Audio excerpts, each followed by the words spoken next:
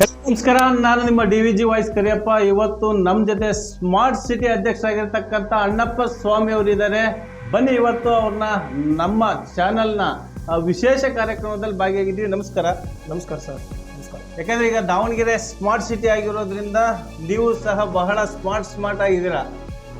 ಆ ಥರ ಏನಿಲ್ಲ, ದಾವಣಗೆರೆ ಸ್ಮಾರ್ಟ್ ಸಿಟಿ ಆಗಿರೋದ್ರಿಂದ ನಮಗೆ ಒಂಥರ ಖುಷಿನೇ ಆಗಿದೆ. ಆದರೆ ಅಷ್ಟೇ ಆಘಾತಕರ ದುಃಖನೂ ಆಗ್ತಾಯಿದೆ. ಕಾರಣ ಇಷ್ಟೇ, ಈಗ ನಿನ್ನೆ ಬೆಳಗ್ಗೆ 9:30 10 ಗಂಟೆ ಒಳಗಡೆ ನಮ್ಮ ದಾವಣಗೆರೆಯ ಸಾರಿಗೆ ಇಲಾಖೆಯಲ್ಲಿ ಕೆಲಸ ಮಾಡ್ತಕ್ಕಂಥ ತಿಪ್ಪೇಸ್ವಾಮಿಯವರು, ಸೂಪ್ರಿಂಟ್ ತಿಪ್ಪೇಸ್ವಾಮಿಯವರು KSRTC ಬಸ್ಸಲ್ಲಿ ಬೈಕಿಂದ ಬರಬೇಕಾದ್ರೆ ಸ್ವಲ್ಪ ಟಚ್ ಆದ ತಕ್ಷಣ ಹಿಂದ್ಗಡೆಗೆ ಅವ್ರು ಫುಲ್ ಹೆಲ್ಮೆಟ್ ಹಾಕ್ಯಂದ್ರು ಸಮೇತನ ಅವ್ರ ತಲೆ ಮೇಲೆ ಬಸ್ ಹತ್ತಿ ಹೋಗಿ ಸ್ಥಳದಲ್ಲಿ ಸಾವನ್ನಪ್ಪಿದ್ರು.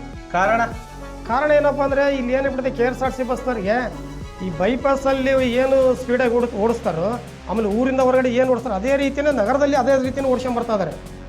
ಎರಡನೇದಾಗಿ ಏನು ಮಾಡಿಬಿಡ್ತಾರೆ ಅಂದರೆ, ಇವರು ಹತ್ರ ಈಗ ಉದಾಹರಣೆಗೆ ಈಗ ಶಾಮನೂರು ರೋಡಿಂದ BSNL ಸರ್ಕಲ್ ಹತ್ರ ಬರ್ಬೇಕಾದ್ರೆ ಅಲ್ಲಿ ಬರ್ತಿರ್ತಕ್ಕಂಥ ಸ್ಕೂಲ್ಗಳು ಭಾಳ ಬರ್ತಾವೆ. ಈಗ ಯಾವ್ಯಾವ ಸ್ಕೂಲ್ಗಳು ಬರ್ತಾವಲ್ಲಿ? ಏಷ್ಯನ್ ಸ್ಕೂಲ್ ಅಂತ ಹೇಳಿ ನವೋದಯ ಸ್ಕೂಲ್ ಬರುತ್ತೆ, ಅದು ಬಿಟ್ಟರೆ ಅಭಿನಯ ಭಾರತಿ ಸ್ಕೂಲ್ ಅಂತ ಒಂದು ಬರುತ್ತೆ, ಅದು ಬಿಟ್ಟರೆ ರಿಂಗ್ ರೋಡ್ ಸರ್ಕಲ್ ಅಲ್ಲಿ ಗುರುಕುಲ ಸ್ಕೂಲ್ ಅಂತ ಒಂದು ಬರುತ್ತೆ. ನೆಕ್ಸ್ಟ್ ಅಲ್ಲಿಂದ ಮುಂದಕ್ಕೆ ಒಂದಪ್ಪ ಅಂದ್ರೆ ಅಲ್ಲಿ ಅಮೃತಮಯ ಸ್ಕೂಲ್ ಬರುತ್ತೆ, MBA ಕಾಲೇಜು ಬರುತ್ತೆ, ಶಾರದಾಂಬ ಟೆಂಪಲ್. ಅಂದ್ರೆ ನೀವು ಹೇಳೋದು ಆ ಮೇನ್ ರೋಡ್ ಅಲ್ಲಿ ಜನಸಂಪರ್ಕ ಜಾಸ್ತಿ ಇರುತ್ತೆ, ಹಾಗಾಗಿ ಅಲ್ಲಿ ಬಸ್ಗಳು ಅಡ್ಡಾಡೋದು ಬೇಡ ಅಂತ ನಮ್ಮ ಒಂದು ಅನಿಸಿಕೆ ಅನ್ನೋದಕ್ಕಿಂತಲೂ ಈಗ ಸರ್ಕಾರದಿಂದ ಒಂದು ಆದೇಶ ಅಂತ ಇರುತ್ತೆ, ಅದು ಮಧ್ಯ ಸಿಟಿ ಆಗುತ್ತೆ. ನೀವು ಹೇಳೋದು ಅಲ್ಲಿ ಜಿಲ್ಲಾಧಿಕಾರಿಗಳ ಮನೆಯೂ ಸಹ ಇದೆ. ನಿನ್ನೆ ಏನು ತಿಪ್ಪೇಸ್ವಾಮಿ ಅವರು ತೀರ್ಕೊಂಡಿದ್ದಾರೆ, ಆಕ್ಸಿಡೆಂಟ್ ಆಗಿದೆಯಲ್ಲ, ಅಲ್ಲಿ ಜಿಲ್ಲಾಧಿಕಾರಿಗಳ ಮನೆಯೂ ಸಹ ಇದೆ. ಆಮೇಲೆ ಇವತ್ತು ನಾನು ಇಲ್ಲಿ ನೇರವಾಗಿ ಹೇಳಲಿಕ್ಕೆ ಇಷ್ಟಪಡೋದೇನು ಅಂತ ಹೇಳಿದ್ರೆ, KSRTC ಬಸ್ ಕಂಡಕ್ಟರ್ಗೂ ಡ್ರೈವರ್ಗಳಿಗೂ, ಯಾಕಂದ್ರೆ ನಿಮಗೂ ಸಹ ಹೆಂಡತಿ ಮಕ್ಕಳು ಎಲ್ಲರೂ ಇರ್ತಾರೆ, ನೀವು ಸಹ ಒಂದು ಮಾನವೀಯತೆಯಿಂದ ಗಾಡಿ ಓಡಿಸ್ಬೇಕಾಗುತ್ತೆ ಸಿಟಿಯ ಒಳಗಡೆ. ಬಟ್ ಇಲ್ಲಿ ಹೆಂಗಿದೆ ಅಂತ ಹೇಳಿದ್ರೆ, ರೋಡನ್ನು ಸಹ ಟಾಪ್ ಅಂಡ್ ಟಾಪ್ ಮಾಡಿಬಿಟ್ಟಿದ್ದಾರೆ, ಅಲ್ಲಿ ಜನಗಳ ಬಗ್ಗೆ ನಿಮಗೆ ಕೇರೇ ಇಲ್ಲ. ಅದ್ರ ಬಗ್ಗೆ ಇನ್ನೊಂದು ಸ್ವಲ್ಪ ನಾವು ಕ್ಲಿಯರ್ ಆಗಿ ಕೇಳೋಣ, ಯಾಕಂದ್ರೆ ಅವರು ಆರನ್ಗಳನ್ನ ಹಾಕ್ಸಿದ್ದಾರೆ. ಅದ್ರ ಬಗ್ಗೆ ಈಗ ನಮ್ಮ ಅಣ್ಣಪ್ಪನವ್ರ ಹತ್ರನೇ ಕೇಳೋಣ. ಹೇಳಿ ಸರ್. ಈಗ ಬಸ್ ಬಂದ್ಬಿಟ್ಟು Davanagere to Ranebennur non stop bus. ಅದು ಈ ಕಡೆ ಹರಿಹರ ಮೇಲೆ ಹೋಗಲ್ಲ, ಬಾತಿ ಮೇಲೆ ಹೋಗಲ್ಲ, ಏನಾಗಲ್ಲ. ಡೈರೆಕ್ಟ್ ದಾವಣಗೆರೆ ಡಿಪೋ ಬಿಟ್ಟ ತಕ್ಷಣ, ಬಸ್ ಸ್ಟ್ಯಾಂಡ್ ಬಿಟ್ಟ ತಕ್ಷಣ BSNL ಸರ್ಕಲ್ ಲೆಫ್ಟ್ ತಗೊಂಡ್ರೆ ಸೀದಾ ಶಾಮನೂರು ಬೈಪಾಸ್ ಡೈರೆಕ್ಟ್ ಶಾಮನೂರು ಇದು ರಾಣೆಬೆನ್ನೂರು ಹೋಗುತ್ತೆ. ಹೋಗಲಿ, ನಾವು ಬೇಡ ಅಂತ ಹೇಳಲ್ಲ. BSNL ಸರ್ಕಲಿಂದ ಹಿಡಿದು ಬಾಪೂಜಿ ಬ್ಯಾಂಕ್ ಸಮುದಾಯ ಭವನ ಶಾಮನೂರು ಎಂಟ್ರಿ ಆಗೋ ತನಕ ಬರ್ತಕ್ಕಂಥ ಅಲ್ಲಿ ವಿನಾಯಕ ಬಡಾವಣೆ ಇರ್ಬೋದು, ಯಲ್ಲಮ್ಮ ನಗರ ಇರ್ಬೋದು, ಈ ಕಡೆ ನಿಜಲಿಂಗಪ್ಪ ಬಡಾವಣೆ ಇರ್ಬೋದು, ಈ ಸೈಡ್ ಬಂದರೆ SS B ಬ್ಲಾಕ್ ಇರ್ಬೋದು. ಅಲ್ಲಿ ಏನಾಗಿದೆ ಅಂದರೆ, ಅಲ್ಲಿ ಮಧ್ಯಮ ವರ್ಗದವರು, ಹಾಗೆ ಕೆಳಮಟ್ಟ ವರ್ಗದವರು ಜನ ಜಾಸ್ತಿ. ಆ ಕಡೆ ರೋಡಿಂದ ಈ ಕಡೆ ರೋಡಿನ ಒಳಗೆ ಅಡ್ಡಾಡ್ತಕ್ಕಂಥ ಜಾಸ್ತಿ. ಆಮೇಲೆ ಮೇಲತ್ತ ನಾವು ಹೇಳ್ದಂಗೆ ಅಲ್ಲಿ ನವೋದಯ ಸ್ಕೂಲು, ಹಾಗೆ ಅಭಿನಯ ಭಾರತಿ ಸ್ಕೂಲು, ಗುರುಕುಲ ಶಾಲೆ ಇವೆಲ್ಲ ಇರೋದ್ರಿಂದ ಆ ಶಾಲೆ ಟೈಮಿಂಗ್ಸಲ್ಲಿ ಬರೋ ಮಕ್ಕಳು ಸೈಕಲ್ ಮೇಲೆ ಆಗಲಿ, ಪಾದಚಾರಿಗಳು ನಡ್ಕೊಂಡು ಹೋಗೋದಾಗಲಿ, ರೋಡ್ ಕ್ರಾಸ್ ಮಾಡೋಕೆ ಮಾಡ್ಬೇಕಾದ್ರೆ ಇವರು ಬಸ್ನಲ್ಲಿ ಏನು ಮಾಡಿಬಿಡ್ತಾರೆ ಅಂದರೆ, ಆರ ನೋಡಿತಾರಲ್ಲ, ವಿಚಿತ್ರ ಶಬ್ದವಾದ ಆರ ನೋಡ್ಬಿಡ್ತಾರೆ.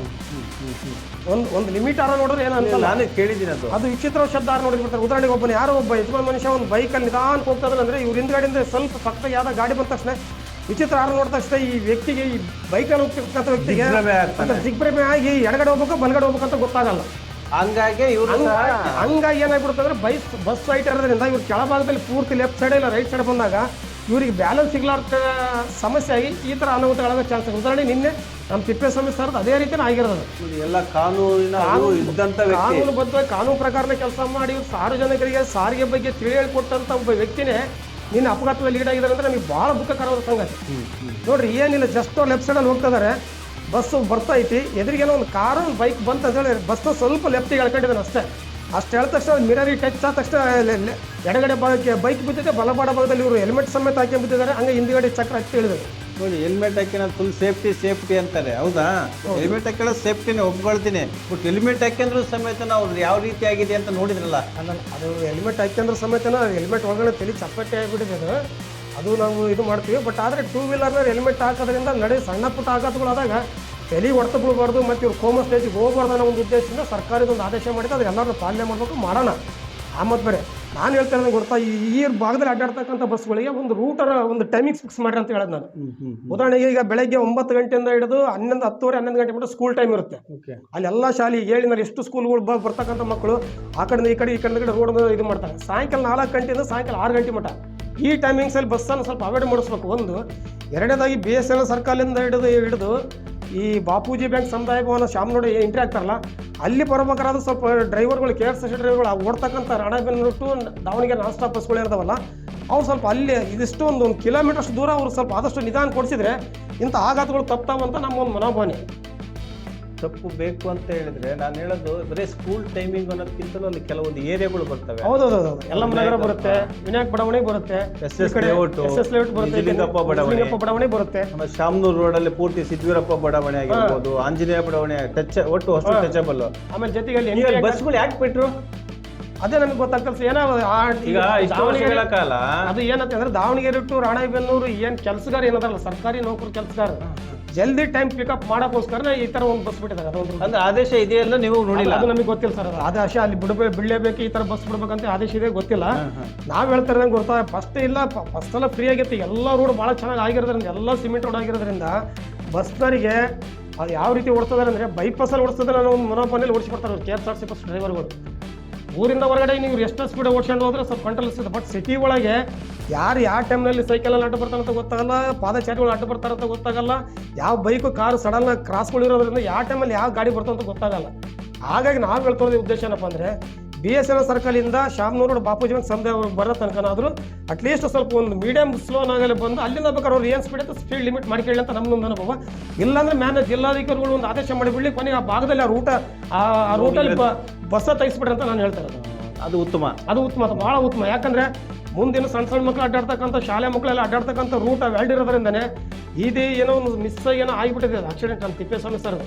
ಮುಂದೆ ಆ ಥರ ಯಾವುದು ಆಗಬಾರ್ದು ಅನ್ನೋದಾದರೆ ದಯವಿಟ್ಟು ಆ ರೂಟಲ್ಲಿ ಆ ಬಸ್ಗಳನ್ನ ಕ್ಯಾನ್ಸಲ್ ಮಾಡಿ ಯಥಾ ರೀತಿ ಹರಿಹರದಿಂದ ಏನು ಹೋಗ್ತಾರಲ್ಲ ಆ ಸಿಸ್ಟಮ್ ಹೋಗ್ಬಿಟ್ರೆ ಸ್ವಲ್ಪ ಸಿಟಿ ದಾಟಿದ ಮೇಲೆ ಅವ್ರು ಏನು ಸ್ಪೀಡ್ ಹೋದ್ರೆ ಅದು ಅಷ್ಟು ಗೊತ್ತಾಗಲ್ಲ ಅಂತ ನನ್ನ ಒಂದು ಮನೋಭಾವನೆ.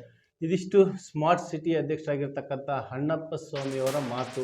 ಆದಷ್ಟು ಬೇಗ ಈ ವಿಡಿಯೋದ ಮುಖಾಂತರ ನಾನು ಕೇಳ್ಕೊಳ್ಳೋದಷ್ಟೇ ಸಿಟಿ ಮಧ್ಯೆ ಇರ್ತಕ್ಕಂಥ ಅಂದರೆ BSNL ಸಿಗ್ನಲ್ಲಿಂದ ಹಿಡಿದು ಬಾಪೂಜಿ ಸಮುದಾಯ ಭವನದವರೆಗೂ ಆ ರೋಡಲ್ಲಿ KSRTC ಬಸ್ಗಳು ಹೋಗೋದಕ್ಕೆ ಪರ್ಮಿಷನ್ ಇದೆಯೋ ಇಲ್ಲೋ ಗೊತ್ತಿಲ್ಲ.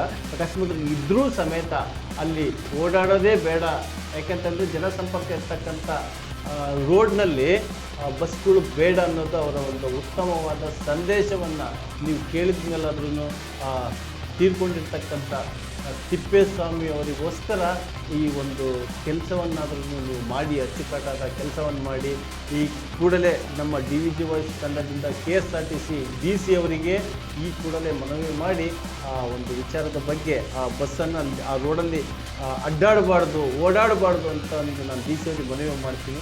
ಇಲ್ಲಿವರೆಗೂ ನಮ್ಮ ಸ್ಟುಡಿಯೋಕ್ಕೆ ಬಂದು ಆ ಒಂದು ರೂಟಲ್ಲಿ ಮುಂದೆ ನಡೀಬೇಕಾಗಿರ್ತಕ್ಕಂಥ ಒಂದು ಕೆಟ್ಟ ಘಟನೆಗಳನ್ನು ನಿಲ್ಲಿಸುವಂಥ ಕೆಲಸವನ್ನು ನಮ್ಮ DVG ವಾಯ್ಸ್ ತಂಡ ಮಾಡುತ್ತೆ.